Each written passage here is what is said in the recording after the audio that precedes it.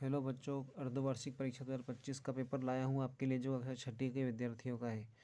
विषय इसका है हिंदी। समय 2 घंटे 30 मिनट और पूर्णांक है 60। तो बिना किसी देरी के इसको अपन उत्तर लिखते हैं।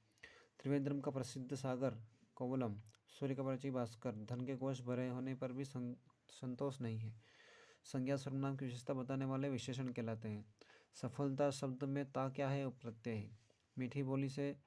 मीठी बोली शब्द में मीठी विशेषण है। स्वतंत्रता के भीषण रण में वाणी के दुरुपयोग से स्वर्ग भी नर्क में बदल जाता है। जनसेवा का भाव कहाँ है? संबंध बोधक। देश धर्म पर बलिदान देने के लिए कवि वीरों को बुला रहा है। स्वतंत्रता संग्राम में शत्रु की दशा कैसी है? तो शत्रु माँ भारती के वीरों का पराक्रम देखकर कांपने लगते हैं। श्रीमती शास्त्री नौकर पर क्रोधित इसलिए हुई क्योंकि नौकर से घर का काम बिगड़ गया था। जिज्ञासु ने कन्फ्यूज से प्रश्न किया कि सबसे दीर्घजीवी कौन होता है?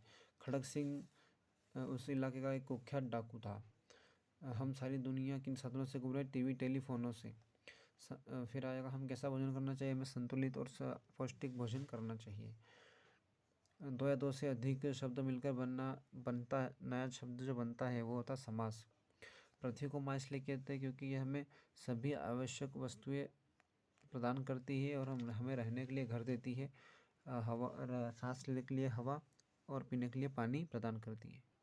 फिर संधि किसे कहते हैं? तो 2 वर्णों के मेल को संधि कहते हैं। केरल में कथकली नृत्य कला विकसित हुई। इसकी विशेषता थी कि कथा और कला दोनों का समायोजन इसके अंदर था।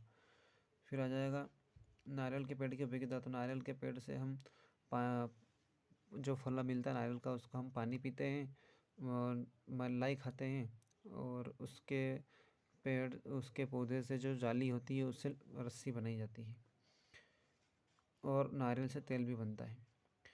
मयूर का हो जाएगा कलापी, मोर, सारंग, वृक्ष का पेड़, तरु, माँ का माता जननी।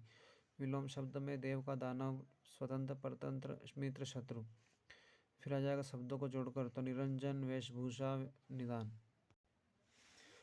फिर आपको तपस्वी बनने के लिए कवि क्यों कह रहा है? तो क्योंकि आप पर मोह माया का कोई प्रभाव न पड़े।